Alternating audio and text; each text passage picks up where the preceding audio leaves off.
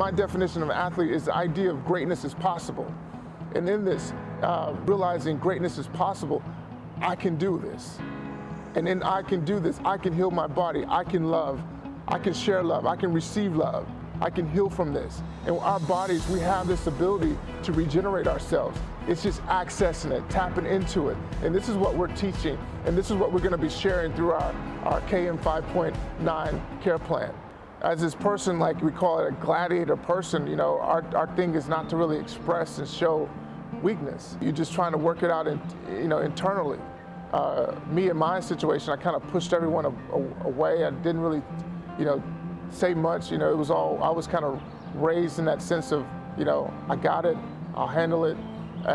But really I was hurting. I was in the depressed state. I was, thoughts of suicide, thoughts of, the victim role were just all constantly playing. Many of these athletes and players find themselves in life situations at the end of their career where they still have quite a lot of life ahead of them.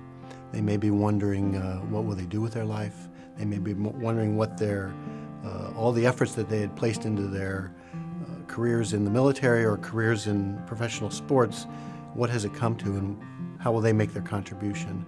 This can be quite anxiety-provoking, and from an existential standpoint can really bring about a lot of questioning from the individual. Meditation and yoga helped me connect to myself, realizing it actually created an idea of forgiving myself. The whole nature of an athlete is to sacrifice when you're sick, when you're injured, whether anything in the household is going on that's wrong. It's like whatever, is to show up and be on the field and be accountable for your teammates. I had been a Division I athlete, and he being a former pro and all-pro NFL linebacker, I thought it would be a cool and interesting conversation to have. I came across his vision in dealing with former NFL players as well as military veterans. Hearing that he was interested in developing sort of a standardized care plan to help contribute to their continued care after they're done with their professions. What we're implementing in our program is basically life is happening. The statistic is 80,000 retired veterans suffering from Parkinson's or brain dementia in America. The suicide rate is astonishing.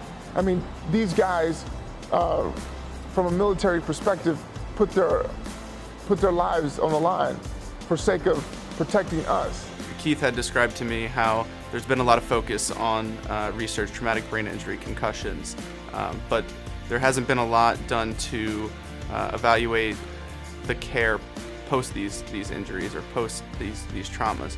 So I thought, hey, we can actually contribute to developing something that actually is really impactful now. We are your doctors. We're not the team's doctor. We're not you're not a medical study, but we're your doctor, and we're trying to share with you an idea that's going to help you go from one transition to the other. So mindfulness deals with actually starting grounding in the present moment and in how things actually are. That positive vibe is like a wave. And in that wave, it sets me up for another positive vibe, and it just kind of builds momentum. We're looking to grow this, expand this. And if we got to take the reins on our own, we'll do so. But you can be a part of this, and we're looking for adding members to the team.